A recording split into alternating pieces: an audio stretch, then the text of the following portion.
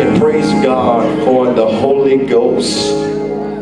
And I also thank and praise God for the angel of this house, Dr. James Barrett. Amen. Come on, let's celebrate him.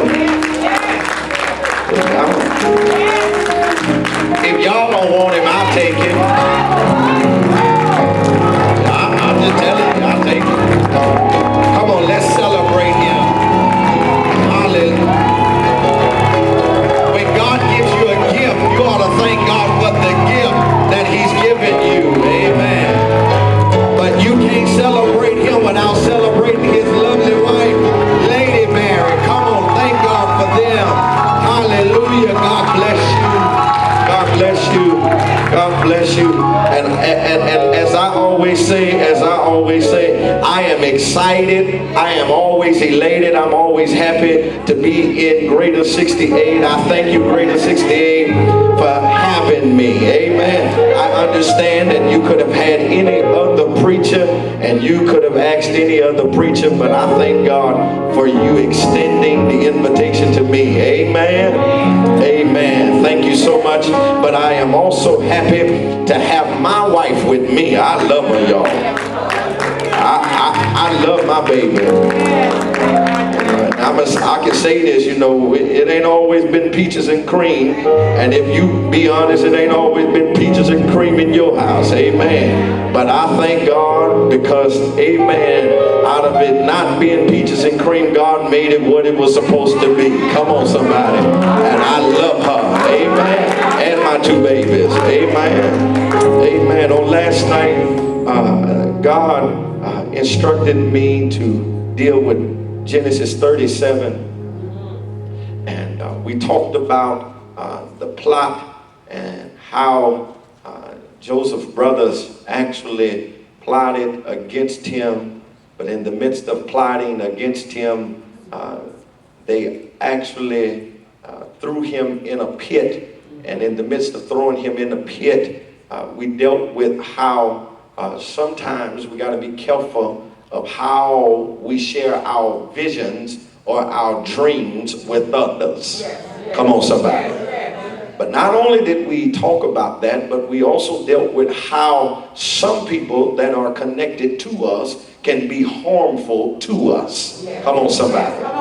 Because we understand that it was not Joseph's enemies that was seeking to hurt him, but it was his own flesh and blood that was seeking to hurt him. Amen, somebody. And so we laid a foundation on last night with dealing with Joseph, and we dealt with the pit that Joseph was in. And then we talked about, as we closed, we talked about how they sold Joseph to the Ishmaelites. Amen. And we dealt with that. But tonight, God shared with me that we need to go now to the prison. Amen. And so we will deal with Genesis chapter 39, if you would. Genesis chapter 39. And Genesis 39, and I thank God for my brother and my musician, my armor bearer that's on the organ. Amen. Thank you so much, sir. Thank you so much. Genesis chapter 39.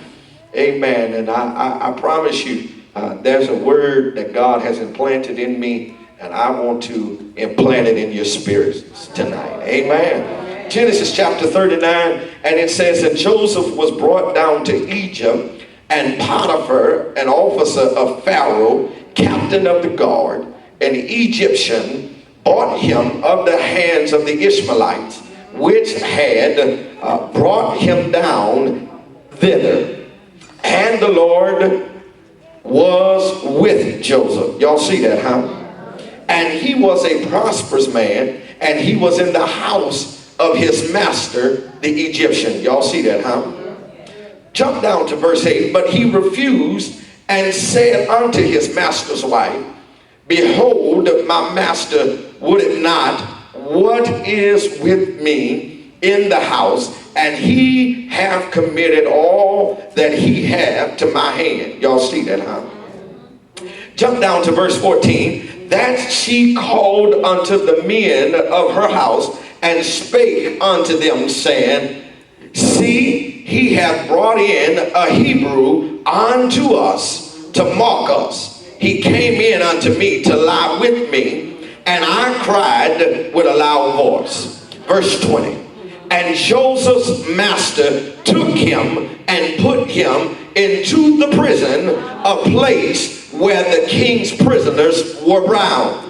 And he was there in the prison. But the Lord, somebody say, but the Lord, was with Joseph and showed him mercy. In other words, mercy in the Hebrew language is translated favor. Showed him favor. And gave him favor in the sight of the keeper of the prison. And the keeper of the prison committed to Joseph's hand all the prisoners that were in the prison, and whatsoever they did there, he was the doer of it. The keeper of the prison looked not to anything that was under his hand, because the Lord was with him. And that which he did, the Lord made it to prosper. Tonight, I want to talk from the subject. Tonight, I want to talk from the subject, when prison is like a palace. When prison is like a palace. Now, some of us are sitting here and we're wondering why we are in certain positions or in certain places. Can I suggest to you tonight once again that the only reason you are in a particular place is because God has to prepare you for the next promotion that's coming your way. Come on, somebody. And so if you don't ever visit the pit, and if you don't ever visit prison, then you will never appreciate the palace. All right, let me say that again. If you don't ever appreciate your persecution and the ones that's persecuting you, and then decide to throw you into the pit, and then after throwing you in the pit, they decide to sell you. But in the midst of selling you, there is a problem there, and they decide to throw you in prison. You will never ever appreciate where God is getting ready to take you. All right, y'all sitting there, so let me help y'all. If you can't enjoy your hoopty, then God can't bless you with a Mercedes. All right, y'all still ain't catching. You still ain't catching. If you can't enjoy your shotgun house, how in the devil can God bless you with a two-story house if you can't appreciate your shotgun house? I put it in simple terms for you. Because if you can't appreciate the small stuff and the stuff that you're going through now, then I know you will not be able to appreciate where God is getting ready to take you. So notice the text. Let's look at the text. Let's look at it closely. Because first and foremost, we got to understand how we get into prison. Joseph ends up in prison because Potiphar's wife wanted him to do something that was contrary to what he wanted to do. Let me help you out tonight. So y'all sit there, so let me teach you. The only reason why you are in certain positions is because you've had some folks to get mad with you because you wouldn't do what they wanted you to do. Teach, Pastor, I'm teaching. And so what they did was they say, since you won't do what I want you to do, then you won't do nothing at all, because guess what? I'll stop you before you do anything else. And guess what? That's like some of us in the church. If I can't get Pastor Barrett to do what I want him to do, then I'm going to stop paying my tithes. And you fail to realize something, baby. You're not giving Pastor Barrett your tithes. You're giving God your tithes. And if you stop giving your tithes because of Pastor Barrett, then you say, God, I don't trust you. And if you don't trust him, then you can't get nothing from him. Did I just say that? This is revival, huh? I'm going to revive you. I'm going to resuscitate you. powerful wife say, look, I'm going to give you a proposition.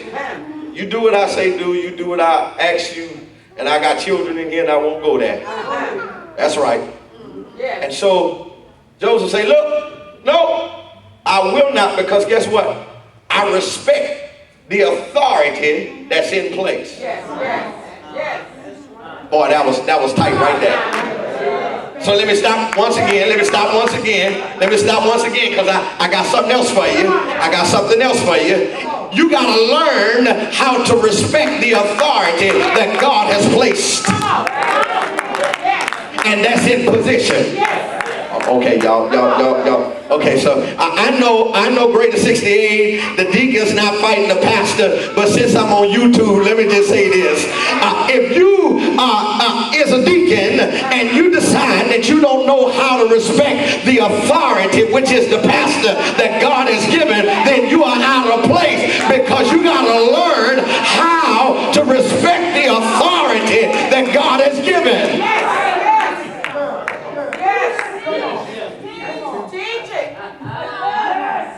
And guess what? Okay, so once again, I'm still on YouTube. Once again, you got to understand this. When pastor is not here and he puts somebody else in place, it's just like pastor is here, because the authority has moved from pastor to the person that he put in place. You can't say amen, say ouch.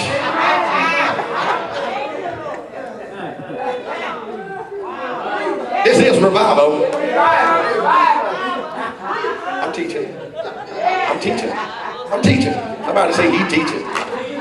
All right, y'all don't like this kind of teaching. Y'all want me to who? Okay, there you go. Notice what happens.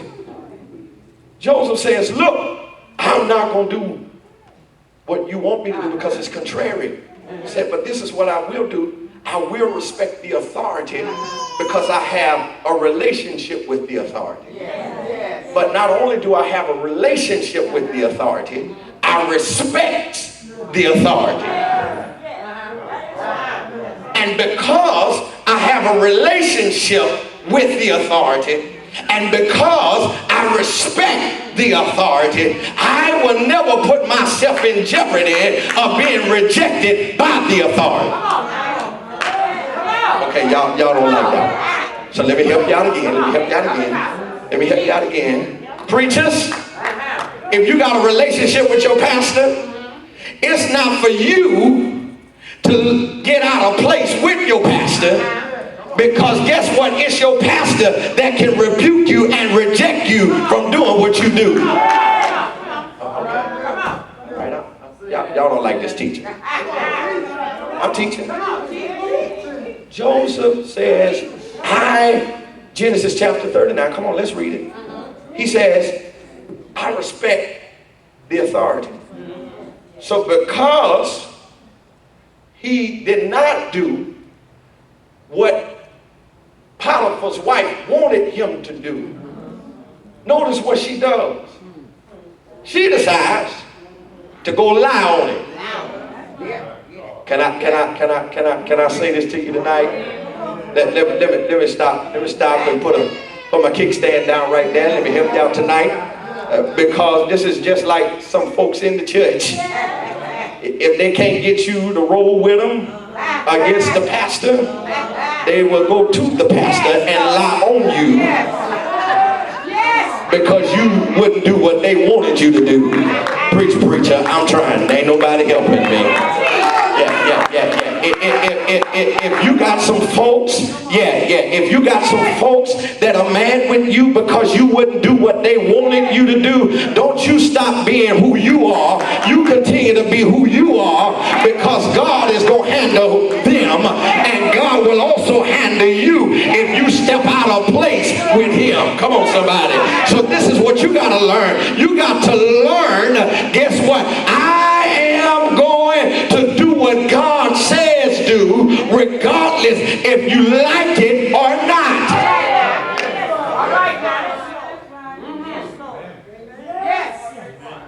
I preached a sermon at St.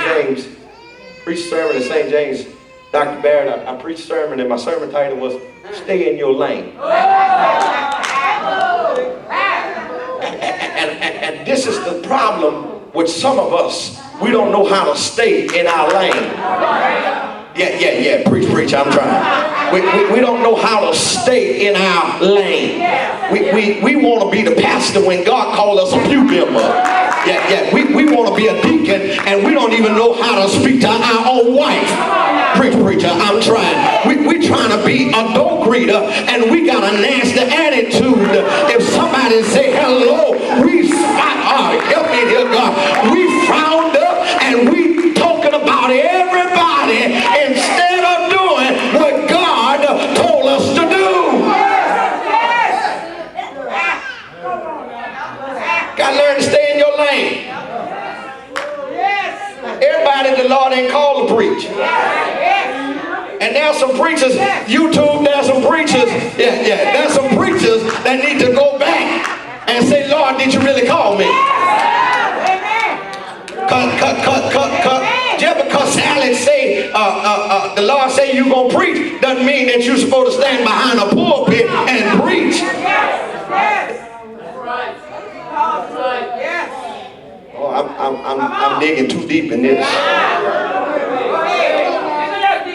You got to learn how to stay in your lane. And Joseph said, look, I don't care what you say, I'm not going to get out of place with the authority because I respect the authority, but I also have a relationship with the authority, and if I want my promotion, I got to stay in my lane. Y'all missed that one. Y'all missed that one. So let me bang it up for you. The reason why some of us haven't gotten our promotion is because we done got out of place. And if we get out of place, we can't get a promotion. Because you got to learn, in order for you to go up, you got to stay in the place that God has put you. And if God had put you as the pastor and he didn't put you as a deacon, don't get out of place if you're trying to get a promotion from God. Okay, y'all. But see, they didn't understand. They didn't understand that this was all a setup. That was my title last night. It was all a setup. He had to go through the process. Now, y'all remember my statement on last night? My statement on last night was, the goal is glorious, but the process is painful. Y'all remember that? You got to understand, he has to go through a painful process in order to get the promotion that God has for him. That's a word for somebody here tonight. You don't want to go through the pain, but you want the promotion. Y'all missed that one again. You don't want to go through them lying on you, but you want God to elevate you. You don't want, hear God. You don't want to go through broke moments, but you want God to supply all your needs. You don't want to go through health issues, but you want God to be a healer. Baby, how can you tell somebody that God is a healer if you've never been sick? And how can you tell somebody that God will supply your need if you've never been broke?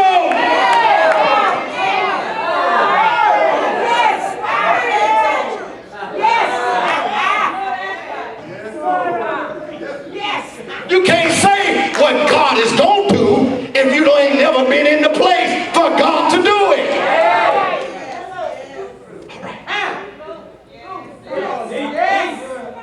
All right. I wasn't supposed to be doing all this. I think I had to preach about 15, 20 minutes. So notice what happens. Oh God, y'all ain't gonna come back tomorrow night. Notice what happens. Notice what happens. She lies on him, but you got to understand, the lies that she told was only a setup for him to get to the place where God wanted him to be. So you worried about folks lying on you, you ought to say thank you. What? Okay, so y'all missed that one. You worried about folks scandalizing your name, you ought to say thank you. Why are you saying thank you? Because if they would not have ever lied on you or scandalized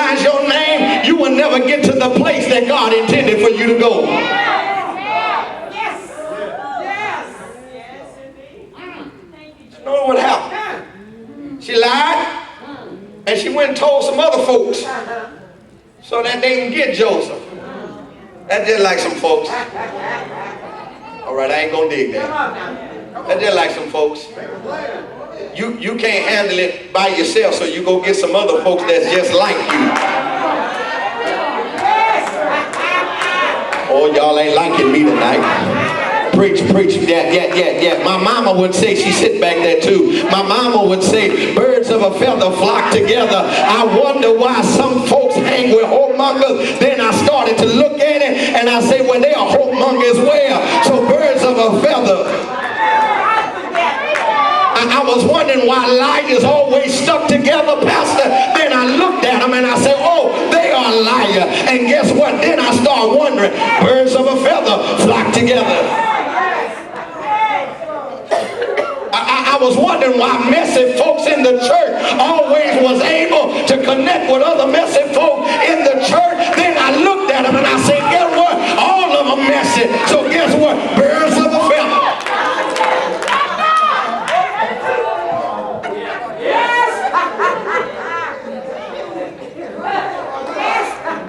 And guess what? I'm going out this door, the same door I came in. And I will shake some hands. Oh, that's what happens. She went and told some guards. And she lied on it. But it was a setup. And so she not only tells the guards, but she also tells the person that he respects a lie. And the decree came down and said, look, put him in jail. Notice what the text says. Can I flip it a little bit? Notice what the text says. Around verse number 2. Verse number 2 says that God was with Joseph. Y'all missed out. God was with Joseph. Can I share this with you tonight? Whatever you're going through tonight, you got to understand that God is right there with you. You got to understand that he is an omniscient God, which is meaning that he's all-knowing. But not only is he an omniscient God, but he's also an omnipresent God, which means that he's with you always. And because he's with you always, whatever you're going through, God is right there with you. And if you don't believe he's with you, come here, Hebrew boys. They would tell me I was strong in a fiery furnace, but God protected me. Your enemies wonder why they can't get to you. Just say, God with me. Them folks that's lying on you, you ought to tell them thank you, but in the midst of telling them thank you, they wondering why the lies have not gotten you down. Just say, God is with me. They wondering why you're not depressed and you're not pulling your hair out. You ought to tell them, God is with me. You ought to tell them, yeah, you thought I was going to a saint asylum. You thought I was getting ready to kill myself. But God is a very present help in the time of trouble.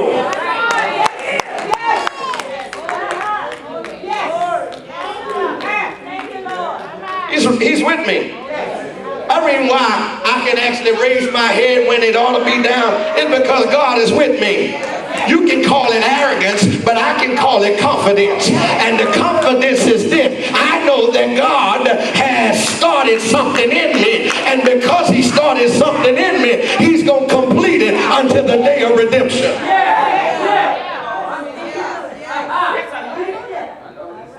All right. I don't want to bore y'all too much. I think my time is up. So notice what happens. They throw him in prison. This is what happens.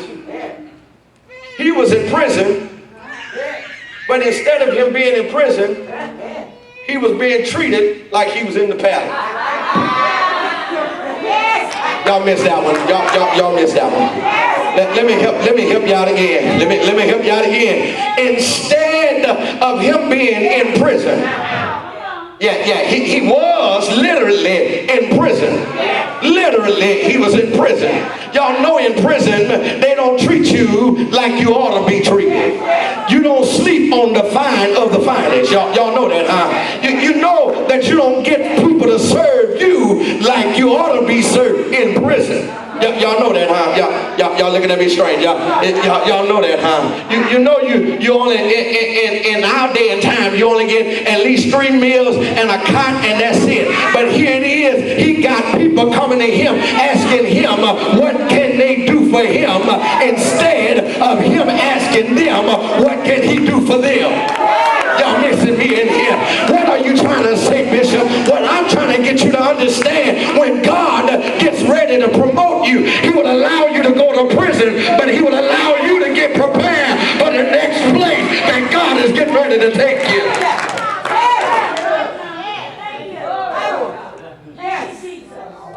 That's what I understood.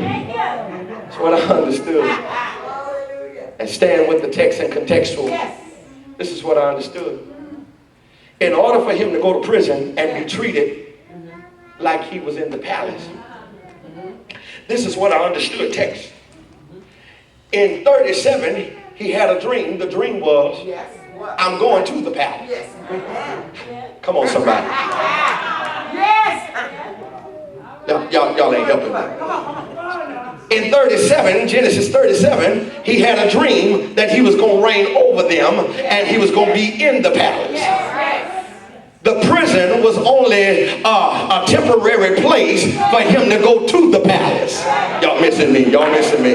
So what you mean? What you mean, Bishop? What I mean is this. Sometimes God has to put us in a temporary place in order to get us ready for the next place. And I came to decree and declare over Greater 68 tonight that God is putting you in a temporary place so you can get ready for what God is getting ready to do. Eyes have not seen what God is getting ready to do. You think God has forgotten about you, but I came to tell you tonight that God is getting ready to get you to the next place that God has promised you.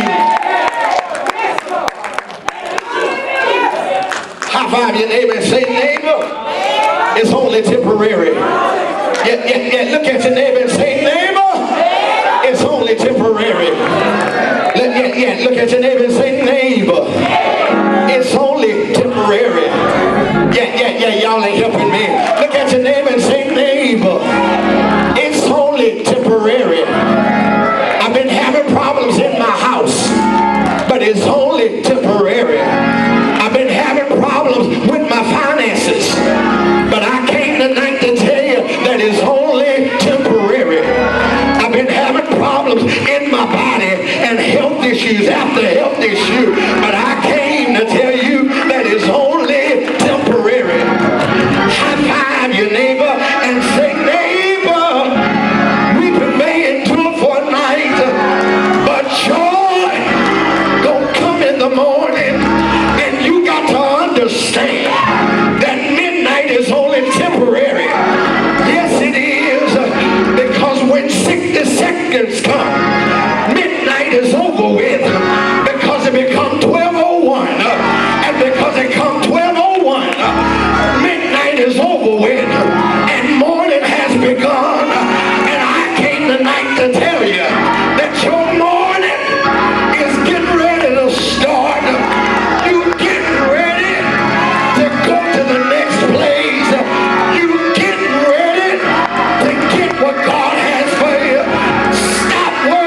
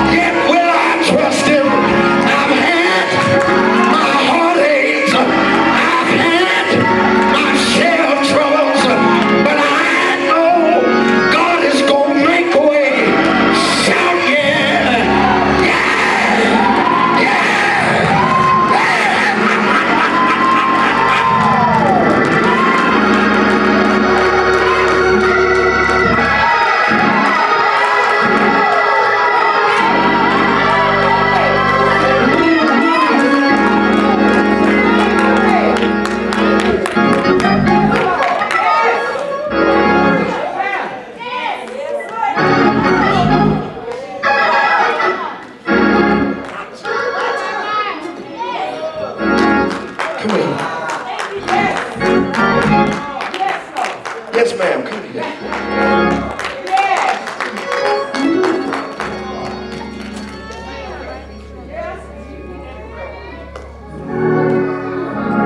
Lift your hands. Now what can he tell me? What is he gonna tell me? Am I in you? Am I reading you? Go ahead, huh? I know. I know. Let's say that again. The battle is not yours.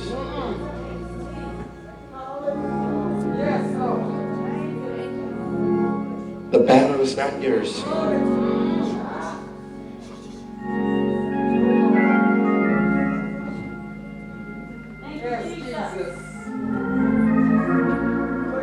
Get you some sleep.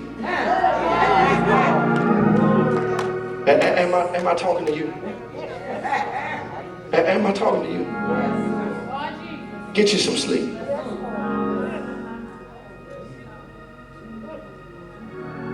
Because you are still trying to cover folks that don't want to be covered.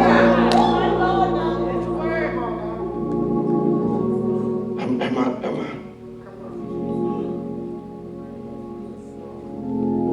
Because some folks not going to come out until they're ready to come out. Because it feels good now. But they don't understand what feel good is not always good for them. And you keep uttering, I hear you, uttering these words. What's good for you is not good for you. And you don't know how to go to sleep. But go to sleep.